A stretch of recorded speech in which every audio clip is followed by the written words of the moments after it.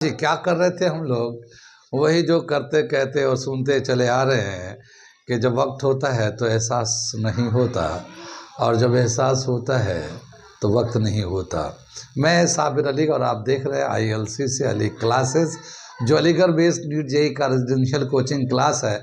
साथ ही AMU, Jamia, BHU और दूसरे यूनिवर्सिटी के दूसरे एंट्रेंस की भी तैयारी कराते हैं, जैसे 9th था, 11th diploma engineering, BSc nursing, CET, CUET, paramedical, NDA, CDS वगैरह वगैरह तैयारियां होती है। तो वो लोग जो लोग तैयारी करना चाहते हैं कांटेक्ट कर सकते हैं।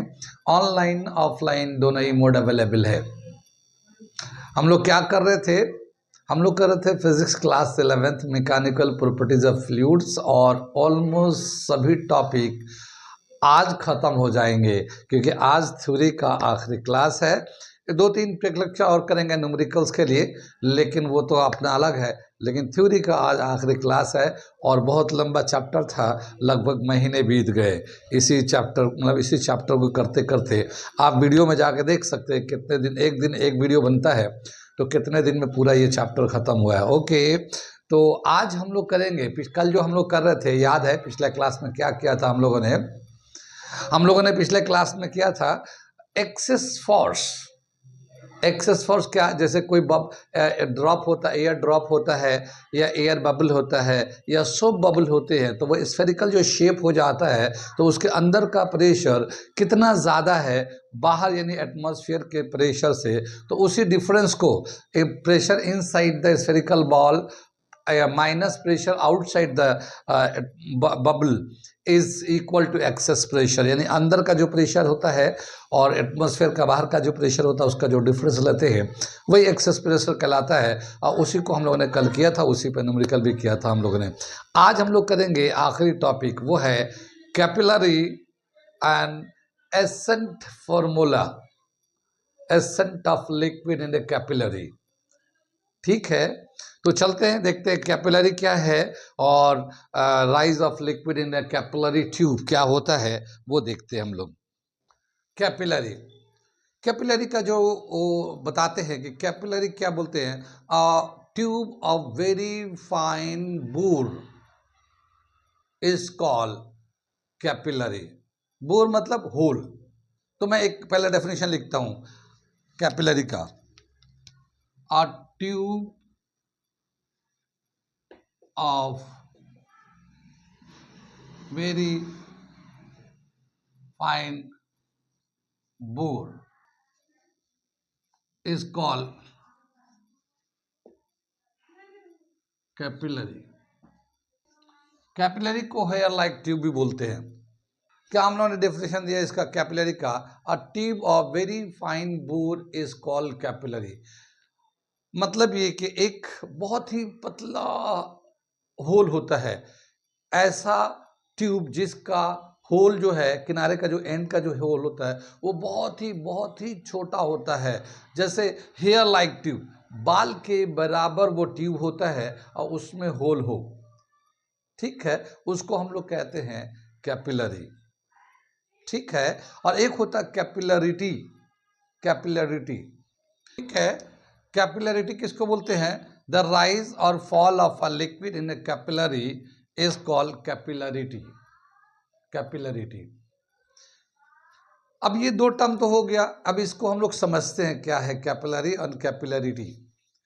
कैपिलरी का मतलब होता है very fine, a tube of very fine bore is called capillary, यानी एक ऐसा ट्यूब जिसका एंड पे जो होल है बहुत ही छोटा होता है, इतना छोटा कि अगर उसको लिक्विड में डालेंगे तो वो लिक्विड खुद ब खुद उसमें चढ़ने लगता ऊपर की तरफ। जैसे मैं इसका फिगर बनाता हूँ, ठीक है, ये हो गया कैपिलरी। क्या बताया कि जैसे एक लिक्विड लेते हैं हम लोग, थोड़ा इसको समझते हैं हम लोग। ये एक हमारा एक लिक्विड है, ठीक है, जैसे ये एक हमारा लिक्विड है, कोई भी एक लिक्विड है, और इस लिक्विड में एक ये ट्यूब डाल दिया हम लोगों ने, कैपिलरी डाला। ये जो कैपिलरी है इसके अंदर लिक्विड अपने आप से चढ़ने लगता है। इसका बहुत ही, ये तो हमें देखने में बहुत ही मोटा लग रहा है कैपिलरी, बाल के बराबर जो हमारा अगर कोई ट्यूब बनाता है, कैपिलरी होता है या ट्यूब होता है, उसको हम लोग कहते हैं कैपिलरी एक्शन। कैपिलरी एक्शन, यानी इसमें लिक्विड चलने लगता है। इंजेक्शन देखा है, इंजेक्शन जो डॉक्टर देता है, देखा कितना पतला होता है, उसके सामने वाला पॉइंटर, पीछे वाला तो प्लास्टिक का होता है जिसमें केमिकल होता है, मेडिसिन होता है लिक्विड फॉर्म में, फिर वो ऐसे डालता है इंजेक्शन बॉडी में और आल के दबा देता है, वो अंदर चला जाता है। लेकिन एक तो इंजेक्शन का इतना पतला से मेटालिक सिलेंडर होता है, उसके ऊपर भी इतना छोटा सा होल होता है, फिर उसको ऐसे करता है, इंजेक्शन को मसल में घुस जाता है वो, और फिर हल्के हल्के हल्के पूरी दवा बॉडी में डाल देता है। तो कितना पतला उसमें होल होता है, आप अंदाज़ा लगा सकते हैं। हम लोग देखेंगे तो होल दिखता नहीं है, मगर उसके अंदर होल होता है, तभी तो लिक्विड अंदर बाहर निकलता है, अंदर भी जाता है, निकालता है सिरिंज से, फिर बॉडी में डाल देता है। तो वो जो है कितना पतला होता है, कैपिलरी, वो कैपिलरी। तो ऐसे बहुत सारी चीजें हैं जो कैपिलरी, जहाँ पे कैपिलरी का एक्शन होता है। हमारे डेली लाइफ में भी बहुत सारे ऐसे फिनोमेना हो रहे हैं जहाँ पे बारीक बारीक पूर जो है हमारे प्रोसेस काम कर रहे हैं, कैपिलरी की तरह काम कर रहे हैं। जैसे हमारे बॉडी से पसीने निकलते हैं, पसीना निकलता है ना भाई, स्वेटिंग इन समर, गर्मी के दिन में, आजकल तो सर्दी में स्वेटर पहन के आपको वीडियो बना रहा हूँ, लेकिन गर्मी में क्या होता है, पसीने निकलते हैं। तो पसीने कैसे निकलते हैं, बॉडी में बड़े बारीक बारीक पोर्स है, उसमें से पानी निकलते रहता है। बॉडी का टेम्परेचर जो भी होता है, गर्मी का प्रोसेस, लेकिन उसमें पानी निकलता है, कैपिलरी एक्शन है, कैपिलरी एक्शन है। जैसे हम लोग मिट्टी के सुराही में गर्मियों में पानी रखते हैं तो वो ठंडा होने लगता है, ठंडा हो जाता है, तो उसके मिट्टी का जो घड़ा होता है उसके बीच में पोर्स होते हैं, उसमें से वो पानी निकलते रहता है, कैपिलरी एक्शन। नहा धोआ के निकलते हैं हम लोग, और टॉवेल से बदन को सुखाते हैं, क्या, बदन को पानी को सुखाते हैं, तो पानी टॉवेल में कैसे चला जाता है, वो जो टॉवेल है ना, वो जिस फाइबर से बने होते हैं, उस फाइबर के बीच में छोटे छोटे स्पेस होते हैं, और वो जो पानी को एब्जॉर्ब कर लेता है, और वो एब्जॉर्ब करके आपके बॉडी से पानी उसमें चला जाता है, कैपिलरी एक्शन। ऐसे बहुत सारे प्रोसेस होते हैं जो कैपिलरी एक्शन होते हैं। जैसे बड़े बड़े दरख्त में, उसके इतने ऊंचाई पे, टॉप पे पत्तों को पानी कैसे मिलता है, उसके जो लीव्स है ग्रीन कलर के दिखते हैं उतने ऊंचे, तो उनको पानी मिलेगा ना, वरना तो सूख जाएंगे वो। कैसे पानी जाता वहां पे, रूट से होते हुए जाता है, लेकिन जाता कैसे है, कैपिलरी एक्शन। तो ऐसे बहुत सारे एग्जाम्पल्स हैं जहाँ पे कैपिलरी की वजह से पानी जो है ना, एक जगह से दूसरी जगह जाता है। तो कुछ कॉमन जो एग्जाम्पल्स है, मैं यहाँ पे कैपिलरी एक्शन का लिखता हूँ, ठीक है ना। कैपिलरी एक्शन का कहाँ कहाँ पे हम लोग कॉमन, ऐसे तो बहुत जगह होता है। जैसे हम लोग बहुत जगह होता है, जैसे टिश्यू पेपर से पानी उठाते हैं, जैसे पानी गिर गया या भीग गया तो टिश्यू पेपर डाल के या कपड़े डाल के, गांव देहात में कपड़ों से पानी को सुखाते हैं। तो कपड़े से पानी कैसे सूखता, पोंछते हैं, ज़मीन पोंछते हैं, टेबल पोंछते हैं, तो वो कपड़ों के जो धागे होते हैं ना, उन धागों में पानी एब्जॉर्ब हो जाता है, जो छोटे छोटे ऐसे तो दिखते नहीं है स्पेस, मगर उसमें वो पानी एब्जॉर्ब हो जाते हैं, और उसकी वजह से वो जगह सूख जाता है, कैपिलरी एक्शन। तो मैं कुछ एग्जाम्पल्स है मैं लिख देता हूँ, कॉमन एग्जाम्पल्स, आप भी लिखते रहिएगा, क्योंकि इसमें एक बार नहीं लिखाएगा, 5-7 लिखूंगा ना, कुछ कॉमन कॉमन जो डेली लाइफ में होते हैं, बाकी जो ऐसे तो बहुत सारे हैं। ओके, तो मैं लिखता हूँ, एप्लीकेशन ऑफ कैपिलरी एक्शन। अब कैपिलरी कहाँ कहाँ एक्शन में आता है, वैसे तो बहुत जगह है, लेकिन कुछ कॉमन जो हम लोग डेली डे में देखते हैं उसको मैं बता दे रहा हूँ। क्या दे रखा है, oil rises in cotton wick of a lamp. Lamp, चिराग जलाते हैं, गांव देहात में जलता है, आजकल तो हम लोग बल्ब जलाते हैं, लेकिन पहले लैंप जलाते थे। तो उसमें क्या होता था कि कपड़े का एक वो बनाकर, वो विक बनाकर, और तेल में डाल देते थे और बाहर निकाल देते, फिर जलाते थे, जलता था वो।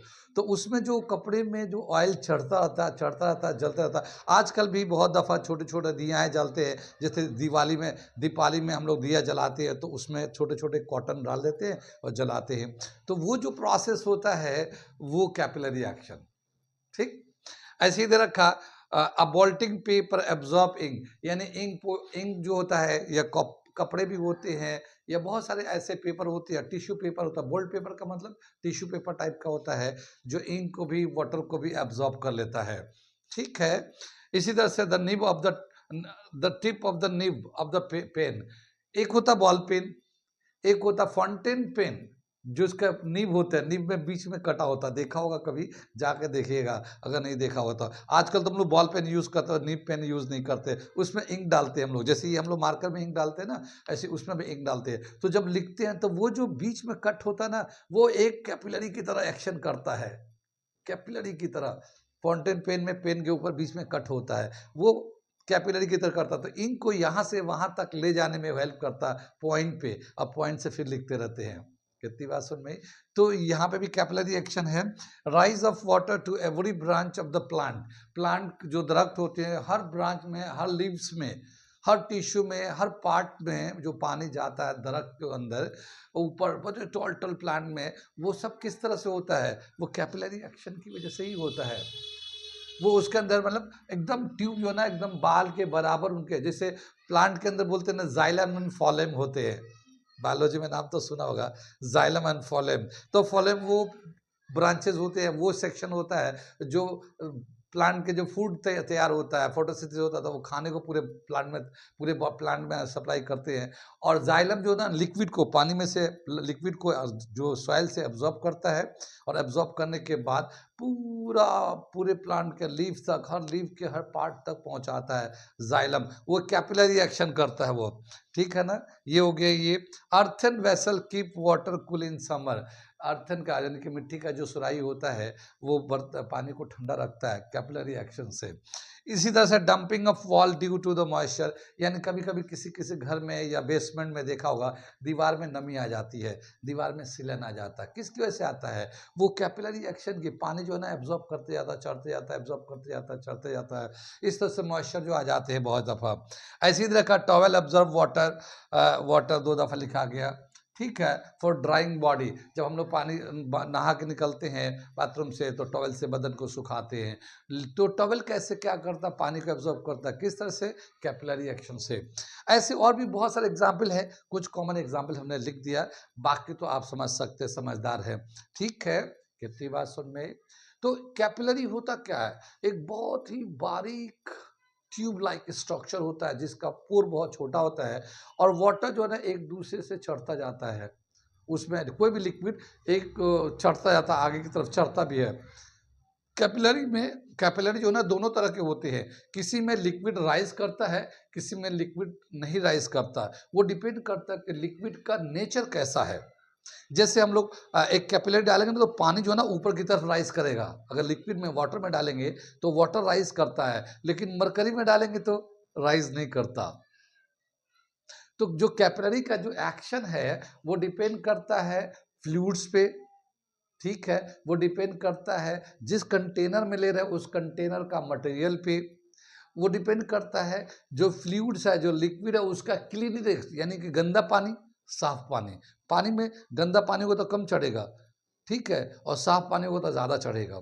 ठीक है, टेम्परेचर पे भी डिपेंड करता है, अगर ज़्यादा टेम्परेचर बहुत तेज़ी से पानी राइज करेगा, और कम टेम्परेचर होगा तो हल्के हल्के राइज करता है। तो क्या बताया कि जो कैपिलरी एक्शन है लिक्विड के नेचर पे भी डिपेंड करता है। तो मैं यहाँ पे 2 लिक्विड, जैसे एक मरकरी का फिगर दे रखा है और एक वाटर का, तो मैं दोनों का लिक्विड का फिगर बनाता हूँ, क्योंकि उसमें जो है एक एंगल ऑफ कॉन्टेक्ट आता है। एंगल ऑफ कॉन्टेक्ट बहुत इंपॉर्टेंट टर्म है जो अगला टॉपिक है, तो वो मैं फिगर बना रहा हूँ, यहाँ तक नोट कर लिए। कैपिलरिटी, मैंने एक डेफिनेशन लिखा था, बीच में मिटा दिया, कैपिलरिटी यानी कि राइज और fall of a liquid in a capillary is called capillarity, यानी कैपिलरी में लिक्विड चढ़े या नीचे उतरे, वो दोनों हो सकता, डिपेंड करता लिक्विड के नेचर पे, तो उसी को कैपिलरिटी के नाम से जानते हैं हम लोग।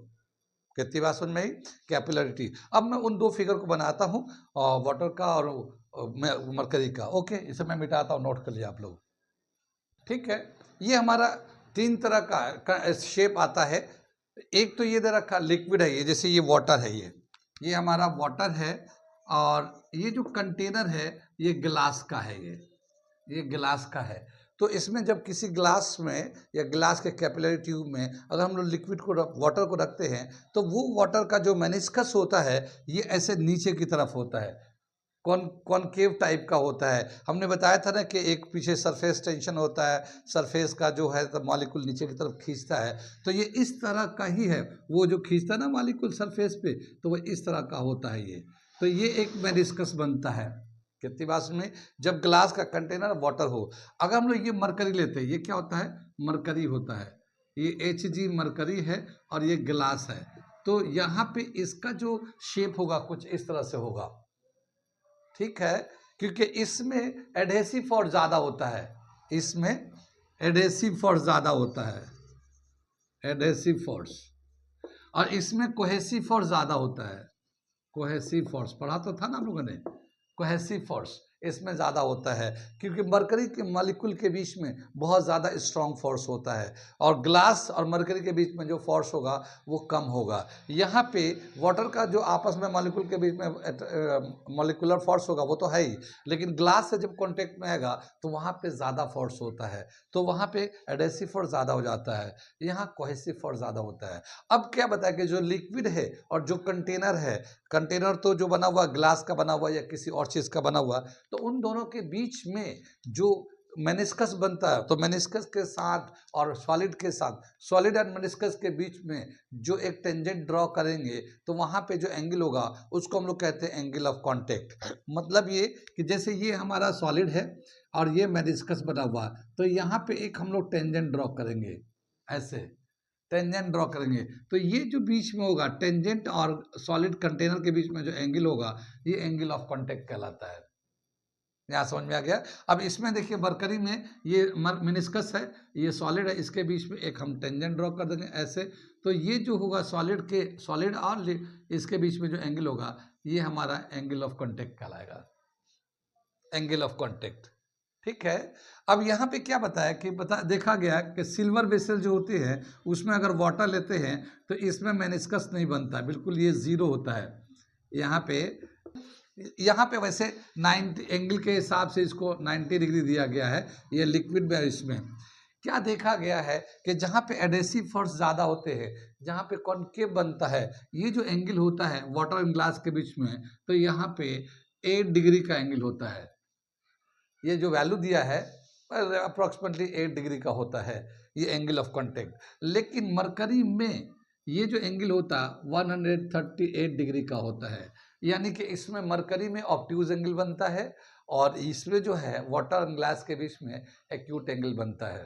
ठीक है। एक डेफिनेशन दे रखा है एंगल ऑफ कांटेक्ट का। वैसे तो हम लोग जानते हैं angle between tangent and wall of container is called angle of contact. Tangent जहाँ पे ड्रॉ करते हैं मेनिस्कस का टेंजेंट यहाँ ड्रॉ करते हैं और वॉल ऑफ कांटेक्ट जहाँ पे सॉलिड होता है उसके बीच का एंगल जो होता है वो हमारा एंगल ऑफ कांटेक्ट होता है। ठीक। इसका एक लेटरल डेफिनेशन मैं लिख देता हूँ, एंगल ऑफ कांटेक्ट का डेफिनेशन। ओके, ये है एंगल ऑफ कांटेक्ट। क्या लिखा है, इसी को डिफाइन किया है, the angle theta which is the tangent to the liquid surface at the point of contact makes with the solid surface inside the liquid is called angle of contact। यानी ये जो लिक्विड है जहाँ पे ये contact आता है, angle जहाँ पे liquid and solid container contact में आते हैं वहाँ पे लिक्विड सरफेस पे एक टेंजेंट ड्रॉ करते हैं। वो जो टेंजेंट होता है और सॉलिड सरफेस के बीच में जो एंगल बनता है वही एंगल ऑफ कांटेक्ट होता है। उसको कैपिलरी एंगल भी बोलते हैं हम लोग। यहाँ पे भी देखा, यहाँ पे भी देखा, कितनी बात समझ में। यहाँ पे जिसमें एक चीज और दे रखा है, जहाँ पे angle of contact acute angle होता है वहाँ पे जो लिक्विड जो ना वॉल को भिगा देता है, यानी it will wet the container, यानी कि ये पानी जो है ना ग्लास को भिगा देता है। लेकिन जहाँ पे ऑब्ट्यूज एंगल होगा वहाँ पे ये जो मरकरी है, मरकरी इस वॉल को भिगा नहीं पाता है, यानी इसके साथ चिपक नहीं पाता है, मरकरी आपस में ही रहेगा। मरकरी को देखा है कभी, थर्मामीटर में होता है मरकरी, थर्मामीटर में सिल्वर कलर का होता है। अगर कभी थर्मामीटर टूट जाए तो मरकरी स्फेरिकल बॉल बन जाता है, अगर आप उठाना चाहोगे तो उठेगा नहीं वो। क्यों? क्योंकि उसका आपस में इतना स्ट्रॉन्ग कोहेसिव फोर्स होता है कि जब हाथ से उसको उठाना चाहोगे तो आपके हाथ से स्किन और वो चिपकेगा नहीं, वो आपस में ही इतना स्ट्रांगली बॉन्ड होता है, यानी कोहेसिव फोर्स इतना स्ट्रांग होता है कि वो आपके हाथ में नहीं आएगा, वो बड़ा स्फेरिकल छोटे बन जाएगा और छोटे बन जाएगा, मगर आपके हाथ में वो चिपकेगा नहीं। कितनी बात सुन में, जाकर देख लेना कभी, थर्मामीटर में होता है वो। ठीक है। तो ये डेफिनेशन समझ में आ गया। एंगल ऑफ कांटेक्ट ये होता है कैपिलरी में जहाँ पे लिक्विड एंड कंटेनर का जहाँ पे कांटेक्ट होता है वो एंगल ऑफ कांटेक्ट कहलाता है। यहाँ तक समझ में आया है। इसके बाद अगला जो टॉपिक आता है वो है rise of liquid in a capillary tube. Ascent formula बहुत ही अच्छा फॉर्मूला है थ्योरी के हिसाब से भी, न्यूमेरिकल के हिसाब से भी, एग्जाम के हिसाब से भी और कंपटीशन के हिसाब से भी। ओके, तो हम लोग करने चाह रहे हैं rise of liquid in the capillary tube, ऐसा फॉर्मूला, इसे मैं मिटाता हूँ, इसे नोट कर लीजिए। ठीक है, rise of liquid in a capillary tube, ऐसा फॉर्मूला हम लोग करने जा रहे हैं। इसके लिए हमें एक फिगर की ज़रूरत है, तो सबसे पहले हम फिगर बनाते हैं, फिर उसके बाद बताते हैं आगे। ये कंटेनर है हमारा, इस कंटेनर में हम लोग ने लिक्विड ले लिया, जैसे मान लो वाटर ले लिया, और ये एक हम लोग ने कैपिलरी डाल दिया। कैपिलरी वैसे बहुत ही बोर होता है, लेकिन हम एक कंसेप्ट को समझने के लिए हमने थोड़ा सा बड़ा सा वाइट सा बनाया है, क्योंकि बहुत सारी चीज़ें हैं ड्रॉ करने हैं, तो उसको इतना चौड़ा बना दिया। लेकिन कैपिलरी होता बहुत पतला होता है, ठीक है। अब उसमें क्या हो गया, कैपिलरी में लिक्विड चढ़ते गया चढ़ते गया चढ़ते गया चढ़ते गया, और यहाँ तक चढ़ गया कैपिलरी में।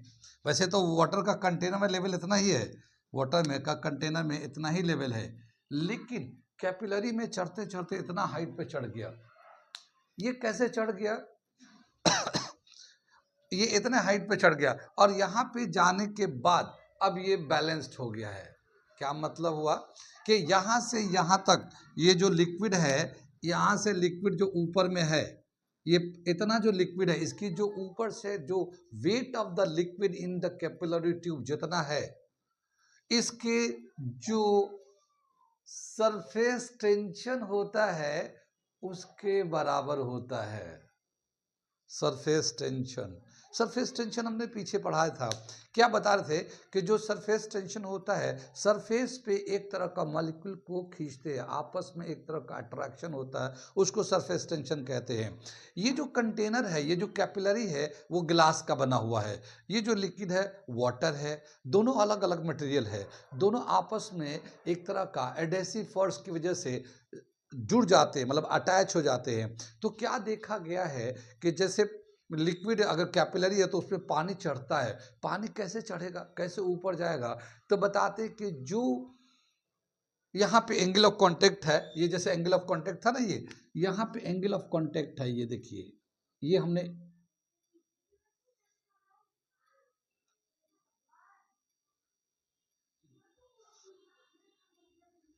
ये हमारा एंगल ऑफ कांटेक्ट होता है थीटा।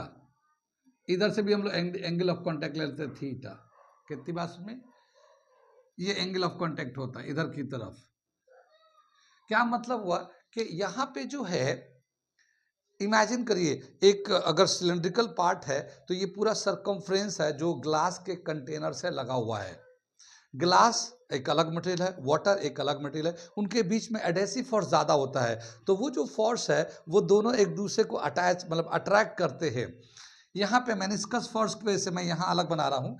ये जैसे एक हमारा कंटेनर है और यहाँ पे जो लिक्विड है, ये लिक्विड है हमारा, तो ये जो क्या होता है कि ये मेनिस्कस जो बना हुआ है किसकी वजह से बना हुआ? सरफेस टेंशन की वजह से।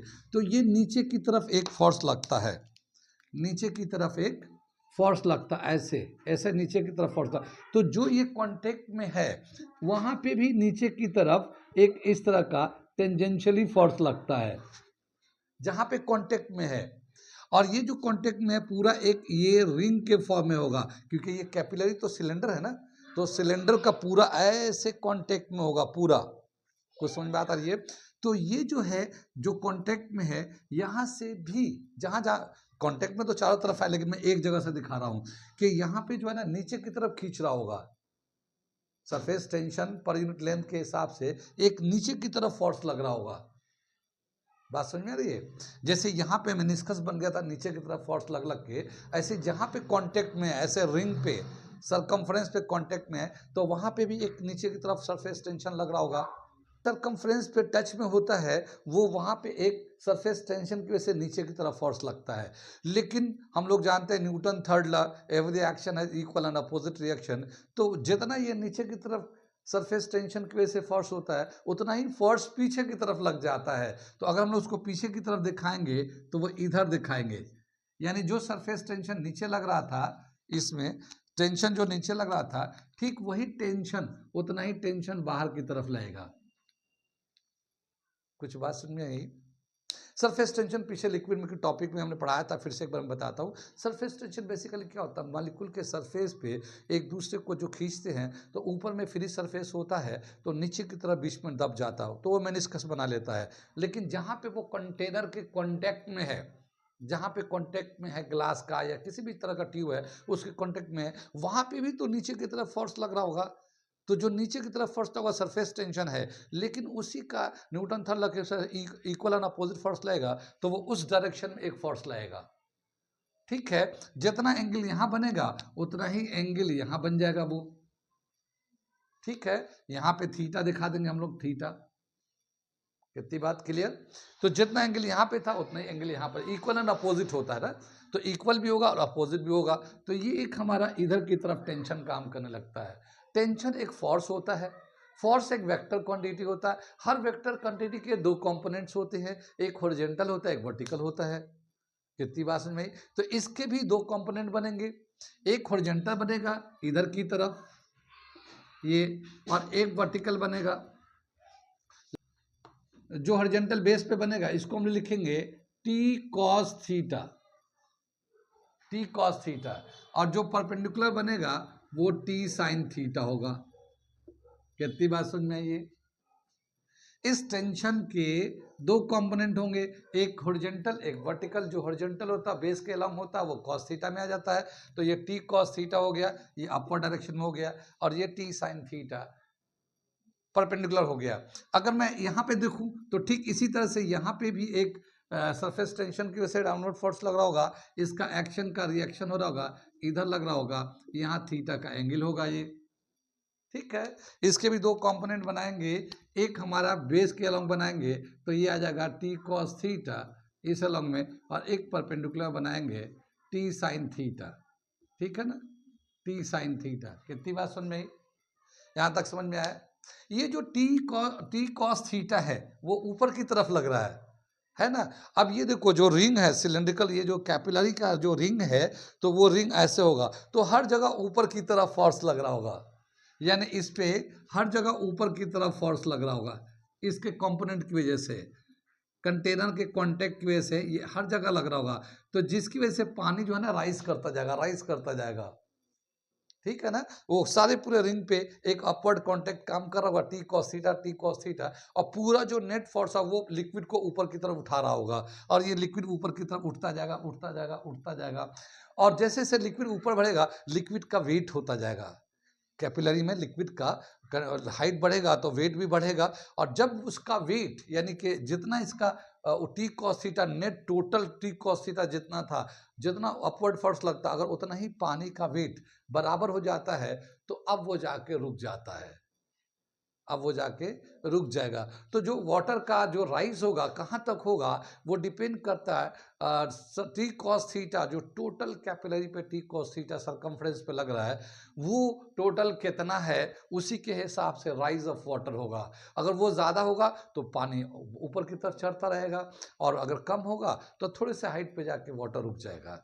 जैसे यहाँ पे हम लोगों ने दिखाया कि यहाँ तक वाटर राइज किया, जैसे ये हम लोगों ने मेनिस्कस बना लेते हैं यहाँ तक, तो यहाँ तक जो ये निचला जो सेक्शन है, निचला जो सेक्शन है, निचला सेक्शन तक जितना है ये as height of the liquid हो गया, और यहाँ तो मेनिस्कस बना हुआ है तो उसको भी देखेंगे, लेकिन यहाँ तक मैंने इसका वाटर राइज किया है, इसका जितना वेट होगा ये टोटल सरकमफ्रेंस के फोर्स के बराबर होगा, जाके रुक जाएगा। कहाँ तक समझ में आए? इतनी बात समझ में आई? एक बार फिर मैं इस पॉइंट को क्लियर कर देता हूँ, क्योंकि बताया क्या कि जब कैपिलरी होता है तो वाटर एंड ग्लास का कंटेनर एक दूसरे के कॉन्टेक्ट में आते हैं, वहाँ पे क्या होता है कि सरफेस टेंशन की वजह से एक डाउनवर्ड फोर्स होता है, लेकिन बीच में तो मेनिस्कस बन जाता है, लेकिन साइड में जो कंटेनर के कांटेक्ट में होते हैं वहाँ पे एक फोर्स लगता है, टेंजेंशियली लगता है, उसको सरफेस टेंशन लगता है, जिसको हम लोग एंगल ऑफ कांटेक्ट के नाम से भी जानते हैं। वो जो फोर्स लगता है डाउनवर्ड डायरेक्शन में न्यूटन थर्ड लॉ के हिसाब से इक्वल एंड अपोजिट फोर्स लगता है, और वो आउटवर्ड डायरेक्शन में इस तरह से दिखाते हैं इसके ये जो फोर्स टेंशन होता है, सरफेस टेंशन होता है, ये एक तरह का फोर्स होता है। इसके दो कंपोनेंट होते हैं, T cos theta, T sine theta. तो टी कॉस थीटा जितने भी सरकमफ्रेंस है सबका डायरेक्शन ऊपर की तरफ होगा और वो पूरे मिल के लिक्विड को ऊपर की तरफ खींच के ले जा रहे होंगे। जैसे जैसे लिक्विड राइज करेगा कैपिलरी में, एक उसका वेट बढ़ता जाएगा। वो जो लिक्विड का वेट बढ़ते बढ़ते बढ़ते वो जो total T cos theta circumference पे लगा, जिस वक्त वो बराबर हो जाएगा वहीं पे पानी जाके रुक जाएगा। और ये जो टी साइन थीटा और ये टी साइन थीटा, जैसे कैपिलरी है तो इधर टी साइन थीटा एक्शन का, इधर टी साइन थीटा है, दोनों इक्वल अपोजिट हो गए, दोनों एक दूसरे कैंसिल कर देंगे। तो टी साइन थीटा पूरे सरकमफ्रेंस पे, इधर का उधर, इसका भी अंदर, तो अपोजिट हर जगह अपोजिट एक दूसरे के इक्वल और अपोजिट कंपोनेंट होंगे, सब एक दूसरे को कैंसिल कर देंगे। तो टी साइन थीटा का जो फाइनल नेट रिजल्ट होगा वो तो जीरो होगा, लेकिन टी कॉस थीटा का नेट रिजल्ट की वजह से वाटर राइज करेगा कैपिलरी में। उस वक्त तक राइज करेगा जब तक कि राइज वाटर का वेट टोटल कैपिलरी का जो टेंशन, सरफेस टेंशन का फोर्स लगता है टी कॉस थीटा, उसके बराबर नहीं होता, तब तक ये लिक्विड राइज करता है। अब आता है वहां पे जहां पे जाके ये रुक गया। अब हम लोग एक इसका फॉर्मूला ड्राइव करेंगे, उसी को हम लोग कहते हैं एसेंट फॉर्मूला। ठीक है, rise of liquid in a capillary tube. इतनी बात समझ में आ गई। आगे चले, आगे चलते हैं। इसका एक रिलेशन दे रखा, वो ड्राइव करते हैं, इसे मिटाता हूं। ठीक है, when a capillary dip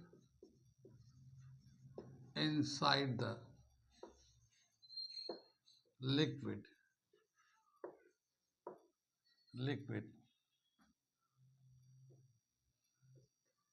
the liquid rises to a certain height, to a certain height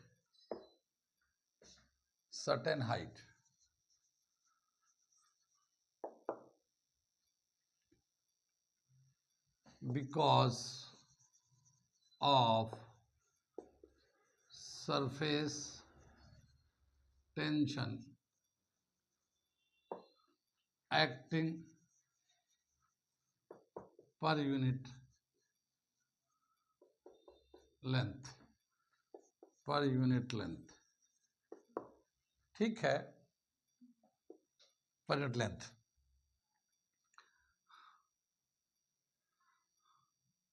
The liquid which is in contact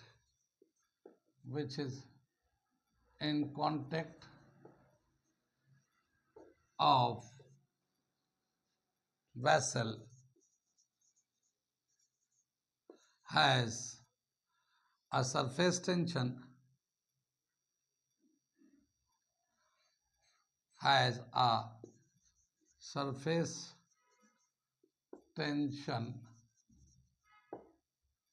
acting along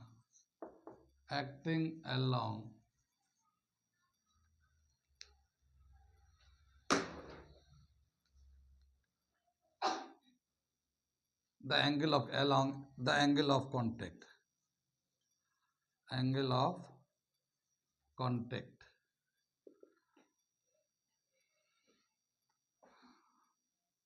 due to Newton third law, नहीं, due to नहीं,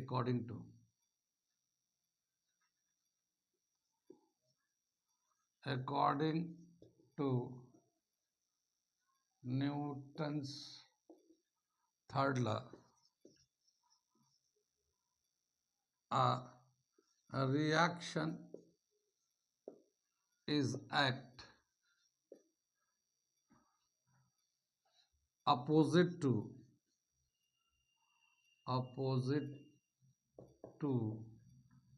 angle of contact.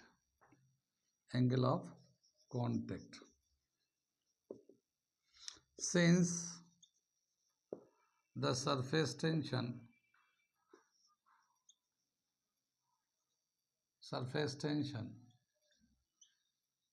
is a vector quantity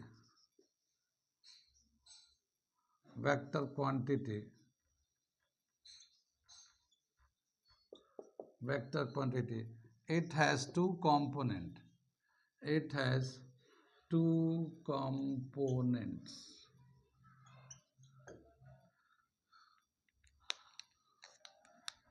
T cos theta along upward and T sin theta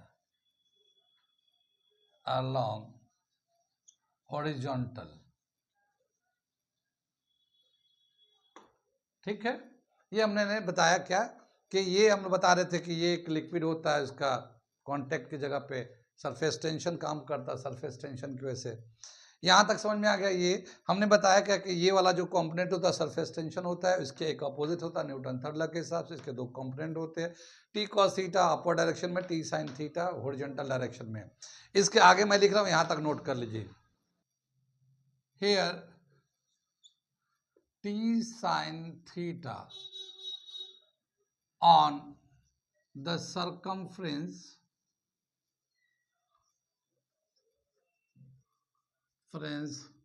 of the tube acts opposite to each other, opposite to each other.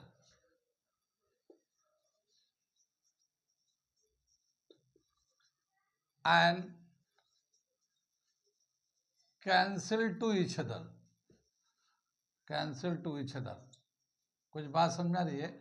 ये जो T sine theta है, ये circumference के long, अगर इधर एक T sine theta होगा तो इसके जस्ट अपोजिट इधर टी साइन थीटा होगा, दोनों इक्वल अपोजिट होगा, कैंसिल कर देंगे। जैसे आगे है तो पीछे भी है, इधर है तो इधर भी है, सब एक दूसरे के इक्वल और अपोजिट होंगे, सब टी साइन थीटा कैंसिल कर देंगे। तो उसका नेट इफेक्ट जो टी साइन थीटा का होगा वो 0 हो जाएगा। ठीक है,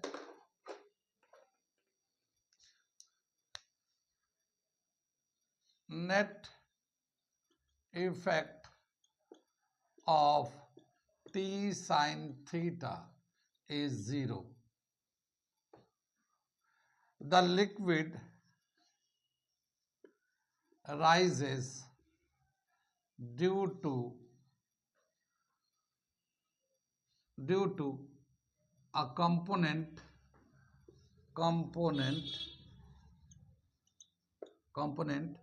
T cos theta, यानी लिक्विड जो राइज करेगा वो इस वाले कंपोनेंट से ऊपर की तरफ राइज करेगा। ठीक, टोटल अपवर्ड फोर्स, ठीक है, total upward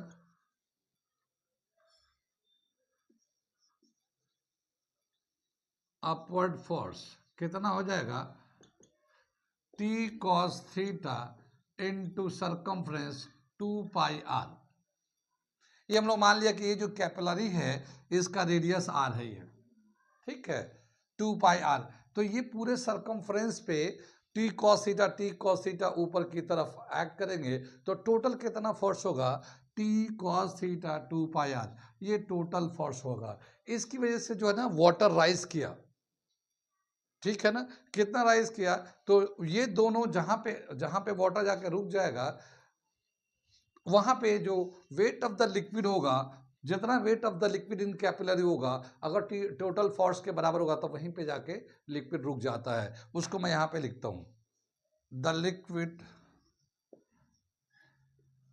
will rise in capillary till the weight of liquid, the weight of raised liquid in capillary is equal to total upward force. कितनी बात सुनी? वो उस वक्त तक चढ़ेगा जब तक टोटल अपवर्ड फोर्स के बराबर होगा, जब तक होगा। ठीक है, तो टोटल अपवर्ड फोर्स हमें लग ही रहा है। इसके आगे क्या किया कि यहाँ पे जो वाटर राइज कर रहा है, यहाँ से यहाँ तक किया है। तो यहाँ पे देखते हैं क्या सेक्शन कैसा इसका, यहाँ तक पानी कितना राइज करता है, उसका वेट कितना होता है। तो हम लोग जानते हैं वेट कैसे निकालते हैं, मास इंटू जी, एम इंटू जी वेट होता है। और एक कैपिलरी में जो राइज करेगा लिक्विड, तो मास कैसे निकालेंगे, volume into density, volume into density. Density of liquid दिया रहता है, जैसे वाटर है, वाटर की डेंसिटी दिया रहता है। अब वॉल्यूम निकालेंगे, तो वॉल्यूम निकालेंगे किस तरह से, जो फिगर का कैपिलरी है उसी फिगर का वॉल्यूम निकाल देंगे। अब जैसे ये सिलेंड्रिकल सिलेंडर है ये, तो सिलेंडर का वॉल्यूम का फॉर्मूला होता है पाई आर स्क्वायर एच, तो यहाँ पे पाई आर स्क्वायर एच लगा के निकाल लेंगे हम लोग। ठीक है, तो उसको लिखने जा रहे हैं, मैं मिटा रहा हूँ, फिर से मैं ऊपर लिखने जा रहा हूँ। ये वाला आपका या चलेगा, ये टोटल अपवर्ड फोर्स, ये रिलेशन चलेगा हमारा। Wait of the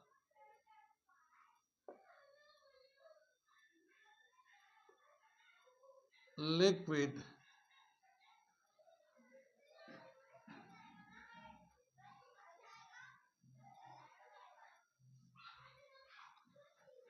weight of the raised liquid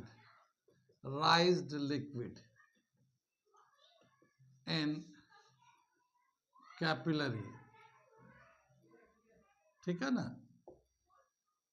wait of the क्या हम लोग लेंगे, यहाँ से ये जो लिक्विड है यहाँ से यहाँ तक कि कितना लिक्विड है उसके ऊपर, उसको हम लोग लेंगे वेट उसका। तो wait of the rise liquid in capillary कैसे निकालेंगे, एम इंटू जी।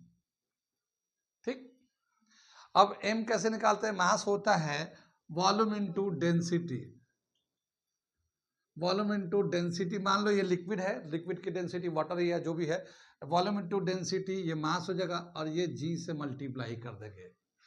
ठीक, वॉल्यूम कैसे निकालेंगे, वॉल्यूम ऑफ द लिक्विड यहाँ पे निकालेंगे, तो यहाँ पे देखिए पाई आर स्क्वायर एच रो जी ऐसे लेंगे। कितनी बात सुन भाई, पाई आर स्क्वायर एच यहाँ तक, कितनी बात। लेकिन यहाँ पे एक चीज और बहुत बहुत इंपॉर्टेंट चीज है, वो मैं थोड़ा दिखाता हूँ। ये जो मेनिस्कस बना है, वो मैं मेनिस्कस को बनाता हूँ यहाँ पे, ये देखिए।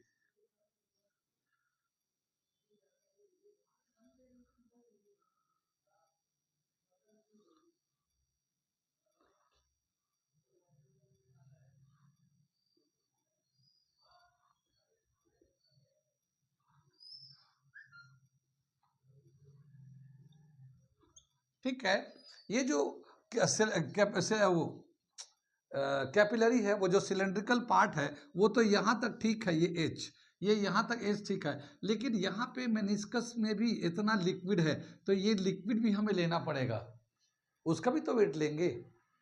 तो यहाँ पे जो एक मेनिस्कस बनेगा, इसको हम लोग एक लेंगे दूसरा सिलेंडर के फॉर्म में, ऐसे सिलेंड्रिकल फॉर्म में लेंगे। ये एक तरह का हेमीस्फीयर हो गया, हेमीस्फीयर भी दिख रहा है और ये यहाँ से सिलेंडर भी दिखेगा ऐसे। क्या आप समझिए कि इसका जितना रेडियस होगा उतना ही हाइट होगा। एक ऐसा सिलेंडर है जिसका रेडियस भी उतना ही है, हाइट भी उतनी ही है, लेकिन उसका जो है साइड में लिक्विड है, बीच में तो मेनिस्कस है। यानी कि उस सिलेंडर का इस सिलेंडर का वॉल्यूम निकालेंगे और उसमें हेमीस्फीयर का वॉल्यूम माइनस कर देंगे।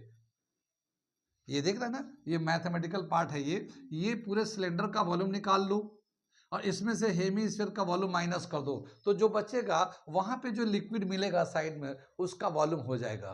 कितनी बात सुनिए, क्योंकि उसका भी वेट लेना, वो भी तो राइज किया है।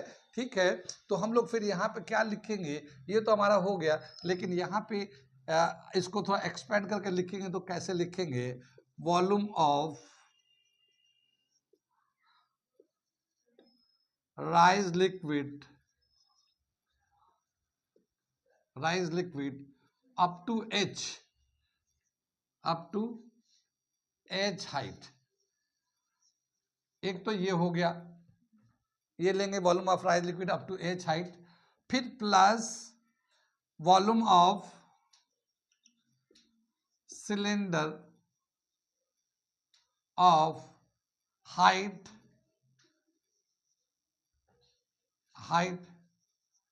r, यानी इस सिलेंडर का हाइट इतना ही है जितना r है, r है उतना ही हाइट होगा। फिर minus volume of volume of hemisphere, यहाँ से हेमीस्फीयर का वॉल्यूम माइनस कर लेंगे और फिर ये रो जी से मल्टीप्लाई कर देंगे। यहाँ पे 3 पार्ट हो गया, एक तो ये वाला पार्ट जो हमारा एच हाइट तक वॉल्यूम लिक्विड है, दूसरा फिर इसमें चले गए, इसमें 2 पार्ट है, एक है volume of cylinder of height r और फिर माइनस वॉल्यूम ऑफ हेमीस्फीयर, ये इसको माइनस वॉल्यूम ऑफ हेमीस्फीयर कर दिया, बाकी फिर रो जी से हम लोग मल्टीप्लाई कर दिया हम लोगों ने। ये जो t cos थीटा 2 पाई r इसको मैं मिटा दे रहा हूं, लेकिन हम लोग टोटल अपवर्ड फोर्स इतना है हमारा। ठीक है, आगे चले। अब यहाँ पे देखिए क्या आएगा, volume of liquid rise up to h pi r square h, ये तो इसका हो गया।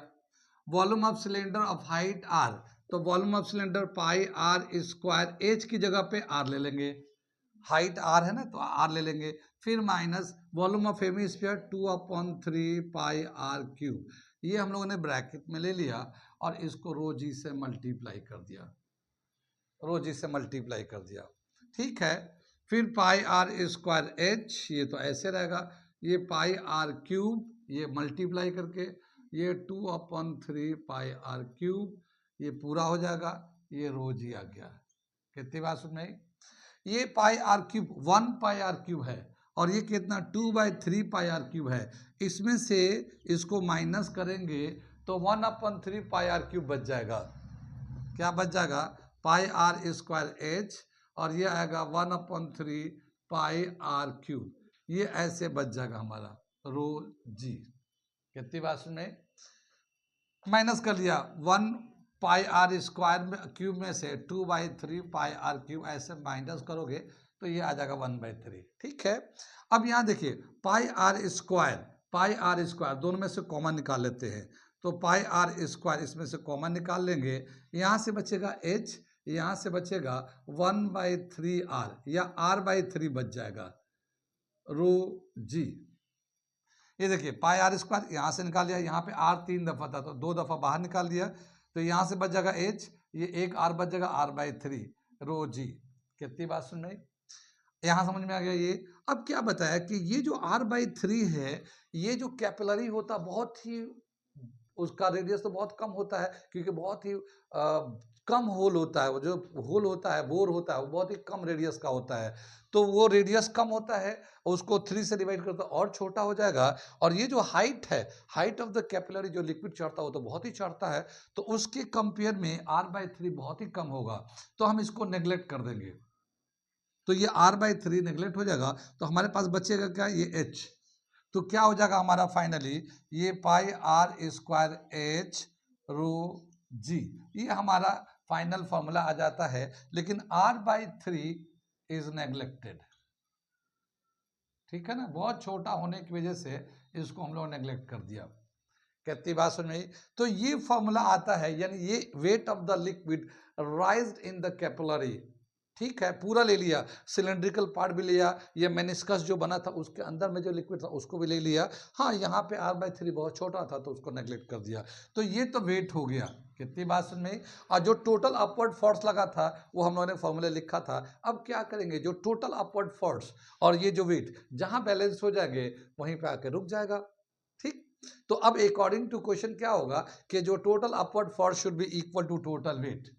ठीक, इसको करने जा रहे हैं, नोट कर, यहां तक नोट कर ले, इसके आगे लिखने जा रहे हैं हम लोग। ठीक है, यहां तक समझ में आ गया। ठीक है, तो इसके बाद क्या आता है, total upward force is equal to weight of the liquid raised in the capillary, और उसके फॉर्मूला हम लोगों ने निकाल लिया, तो मैं लिखता हूं total upward force is equal to weight of raised liquid in capillary. ठीक है, टोटल अपवर्ड फोर्स क्या था, T cos theta into 2 pi r, ये तो टोटल अपवर्ड फोर्स था, और ये हमारा जो है पाई आर स्क्वायर एच रो जी। ठीक है, अब देखो कौन कौन सा टर्म का कैंसिल हो जाएगा, पाई से पाई कैंसिल हो जाएगा। ठीक है, आर से इसका एक पावर कैंसिल हो जाता है। ठीक है, अब क्या आ जाएगा, 2t cos theta is equal to R H rho g, ये हमारा फॉर्मूला आ जाता है। और ये एच जो है, ये एच हाइट है, height of the liquid rise in capillary. तो ये एच का क्या रिलेशन आ जाएगा, H is equal to T2 cos theta upon R rho g, ये हमारा एक रिलेशन आ जाता फाइनल, जो रायसन फॉर्मूला कहलाता है। H is equal to 2t cos theta R rho g. यहाँ पे देखिए 2 एक नंबर है, T सरफेस टेंशन होता है, हर लिक्विड का एक सरफेस टेंशन का वैल्यू होता है, वो दिया रहता क्वेश्चन में। cos थीटा एंगल दिया रहेगा, कितना एंगल है। Rho density of the liquid है, ये भी एक कांस्टेंट होता है, जी कांस्टेंट होता है। आर और एच में क्या दिख रहा है, इनवर्स रिलेट कर रहा है। जितना आर छोटा होगा उतना एच ज्यादा होगा, यानी जितना कैपिलरी के रेडियस कम होगा उतना ही लिक्विड का राइज बढ़ता जाएगा। तो ये एक रिलेशन आता है, इसी को हम लोग कहते हैं एसेंट फार्मूला। ठीक है, ये फार्मूला हो गया, यहाँ तक समझ में आ गया, नोट कर लीजिए। इसमें एक छोटी सी बात और है, वो हम बता रहे हैं, पहले यहाँ तक नोट कर लीजिए। अब क्या दे रखा है, यहाँ पे समझ में आ गया, ये सारे टर्म्स कांस्टेंट होंगे, ये nature and feature of material होगा। क्या चीज़, सरफेस टेंशन लिक्विड का एक प्रॉपर्टीज है, ये डेंसिटी ऑफ द लिक्विड, जो लिक्विड होगा उसकी अपनी डेंसिटी हो गया। यहाँ आर और एच जो है ना एक दूसरे के इन्वर्सली प्रोपोर्शनल है। यहाँ पे डेंसिटी से बोल सकते हैं, डेंसिटी ऑफ द लिक्विड से भी हाइट ऑफ द कैपिलरी का, height of the rise of liquid जो है ना डेंसिटी से भी इन्वर्सली प्रोपोर्शनल है। डेंसिटी अगर ज़्यादा होगा तो राइज ऑफ लिक्विड कम होगा। ठीक है, और सरफेस टेंशन से डायरेक्टली प्रोपोर्शनल है, जितना ज़्यादा सरफेस टेंशन होगा उतना ज़्यादा लिक्विड का राइज होगा। ये सरफेस टेंशन तो ऊपर ही खींचता है ना ये, तो जितना ज़्यादा टी का वैल्यू होगा उतना राइज ऑफ लिक्विड होगा। तो ये दे रखा है किस तरह से हाइट किन किन पैरामीटर पे किस तरह से डिपेंड करता है। कितनी बात समझ में। अब बताया क्या कि अगर मान लो दो कैपिलरी है, या जो कैपिलरी का जो डायमेंशन है वो दे रखा है, लेकिन कैपिलरी की हाइट कम है। क्या मतलब, यानी height of capillary is insufficient of rise of liquid. क्या मतलब हुआ इसका, यानी मान लो अगर एक कैपिलरी में जो डायमेंशन दे रखा उसके हिसाब से जो लिक्विड कैपिलरी में राइज करेगा वो 10 सेंटीमीटर राइज करेगा। कितना, 10 सेंटीमीटर राइज करेगा कैपिलरी के हाइट में, लिक्विड राइज करेगा। लेकिन उस कैपिलरी की हाइट 8 ही सेंटीमीटर है, उस कैपिलरी की हाइट 8 सेंटीमीटर है, लेकिन पानी कितना चढ़ेगा, 10 सेंटीमीटर तक। तो 10 सेंटीमीटर तक तो है ही नहीं कैपिलरी, तो बाद में क्या हुआ, लिक्विड जाके बाहर गिरेगा। क्या ऐसा होगा कि लिक्विड बाहर गिर जाएगा? अगर इनसफिशिएंट हाइट ऑफ कैपिलरी हो तो क्या लिक्विड बाहर गिरेगा या नहीं? ठीक, आपको पता है कुछ, कभी हम लोग कुछ ऐसे पौधे होते हैं जिसकी डंडियां हम लोग ऐसे तोड़ते हैं ना, तो उसमें से सफ़ेद कलर का मिल्की लिक्विड निकलता है, दूध दूध। लेकिन अगर हम लोग छोड़ देंगे ना तो वो जो लिक्विड निकलता है ना, सामने उसके सामने टूटे हुए पार्ट पे स्फेरिकल बॉल की तरह बन जाता है, बड़ा सा बॉल बन जाता है। कभी देखा है ऐसे जंगल झाड़ी में जब जाओगे ना, तोड़ोगे ना, तो समझ में आएगा इन सब छोटी छोटी बातों को, क्योंकि दुनिया में बड़ी बड़ी जो बातें हैं ना उन छोटी छोटी बातों से लगी हुई हैं। अगर किसी बड़ी बात को समझना है तो इन छोटी छोटी बातों पे ध्यान देना पड़ेगा, क्योंकि ज्ञान कहाँ है, ध्यान में है। तो ध्यान दोगे तो ज्ञान मिलेगा। दुनिया में जितने भी ज्ञान है वो इन छोटी छोटी बातों पे ध्यान देने से ही समझ में आएगा कि दुनिया कैसे चल रही है। ओके, तो हम क्या बता रहे थे कि एक कैपिलरी की जो हाइट है वो उतना नहीं है जितना होना चाहिए लिक्विड को पूरा चढ़ने के लिए। तो क्या लिक्विड बाहर गिर जाएगा? लिक्विड बाहर नहीं गिरेगा। फिर क्या होगा लिक्विड का, वो मैं छोटी सी एक बात है वो बता देता हूँ यहाँ पे। ठीक है, मिटा दो इसे। ये देखिए, ये एक कैपिलरी था, इसमें पानी राइज करेगा ऊपर जाएगा, लेकिन ये कैपिलरी इतना ही हाइट का है, तो अब क्या होगा, पानी गिर जाएगा या लिक्विड जो भी है गिर जाएगा? नहीं, ऐसा नहीं होता है। ये जो कैपिलरी का जो रेडियस है ये क्या करेगा, जो लिक्विड ऊपर आएगा तो लिक्विड अपना साइज जो ना बड़ा कर लेगा, वो बड़ा स्फीयर के फॉर्म में ऐसे बन जाएगा, ये वो इस तरह का बन जाएगा वो।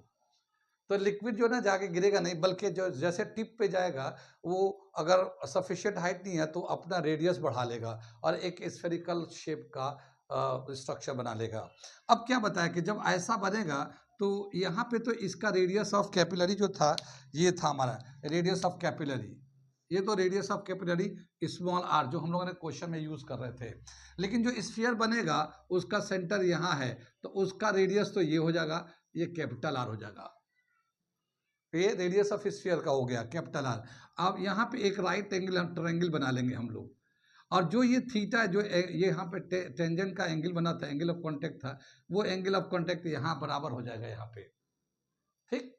और अब देखिए यहाँ small R upon capital R, small R upon capital R base upon hypotenuse cos theta आ जाएगा, और small R is equal to R cos theta. ये स्मॉल आर तो रेडियस ऑफ कैपिलरी है, लेकिन ये capital R radius of sphere formed on the tip of the capillary, capillary के tip पे या टॉप पे जो स्फीयर बनेगा उसका रेडियस है। अब हम लोग क्या करते हैं, ये जो हमारा एसेंट फॉर्मूला है एच, वो एच में डाल देते हैं 2t cos theta R rho जी था हमारा, यहाँ आर की जगह पे इसे डाल देते हैं 2t cos थीटा, और इसको r cos थीटा रो जी, cos थीटा से cos थीटा कैंसिल आ जाएगा, 2t अपॉन r रो जी। कितनी बात सुन में। अब यहाँ पे क्या देखते हैं कि h is equal to 2t r rho g. अब यहाँ पे टेंशन जो लिक्विड है वो तो लिक्विड यहाँ पे भी है, यहाँ पे भी है, कहीं पे भी सब जगह, तो उसका टेंशन तो सेम होगा लिक्विड का। ये तो ये जो है अगर R को इधर कर ले तो H into R is equal to 2t upon rho g. ये जितने भी पैरामीटर्स है वो एक लिक्विड के लिए, एक सिस्टम के लिए, एक उसके लिए सब ये कांस्टेंट है, ये दोनों कांस्टेंट रहेगा। कितनी बात समझ में, ये कांस्टेंट आ जाएगा ये। कितनी बात, तो H इंटू आर कितना हाइट होगा कितना रेडियस होगा इन दोनों के प्रोडक्ट के बराबर होगा, ठीक है। ये तो इसको हम लोग ऐसे लिख सकते हैं r h is equal to r dash h dash, ऐसे हमारा इस तरह से ले सकते हैं। क्या मतलब हुआ कि जहां पे हाइट ज्यादा होगा वहां रेडियस कम होगा, और जहां पे रेडियस कम होगा वहां हाइट ज्यादा होगा। क्या मतलब हुआ, यहाँ पे जैसे यहाँ हाइट कम हो गया, कैपिलरी का हाइट कम होगा, तो यहाँ पे क्या करेगा कि ये स्फीयर बनाकर इसका रेडियस बढ़ा लेगा, ठीक है। रेडियस बढ़ जाएगा और फिर जितना उसको ऊपर जाना था वो उतना स्फीयर बनाकर बड़ा बन जाएगा वो, ठीक है। और इस तरह से ये हमारा फॉर्मूला वैलिड करता है इनसफिशिएंट, इसका हेडिंग डाल देते हैं for insufficient height of capillary, मैं हेडिंग छूट गया यहाँ पे, for insufficient height of capillary, height of capillary, ठीक है ना। ये हमारा रिलेशन आता है, इसको यूज करते हैं, ठीक है। तो यहाँ पे हम लोगों ने ये टॉपिक भी कंप्लीट कर दिया, एसेंट फार्मूला ड्राइव भी कर दिया, और आज यहाँ पे मैकेनिकल प्रॉपर्टीज ऑफ फ्लूइड्स का थ्योरी खत्म हो गया, और न्यूमेरिकल भी ऑलमोस्ट खत्म ही हो गया है, सब कर दिया है। बस एक दो टॉपिक का न्यूमेरिकल हमें एक दो क्लास में और कराना है, तो यहाँ पे ख़त्म हो जाएगा कुछ क्लासेस में। ओके, जो भी नए बच्चे जो हमारे वीडियो को देख रहे हैं, अगर आपको अच्छा लगता है और चाहते हो कि अपने जीवन में कुछ करना चाहते हो तो आप हमारे चैनल को सब्सक्राइब करो ताकि आपको कुछ फ़ायदा मिल सके। अदरवाइज जैसा चल रहा वैसा चल रहा है। Okay, thank you.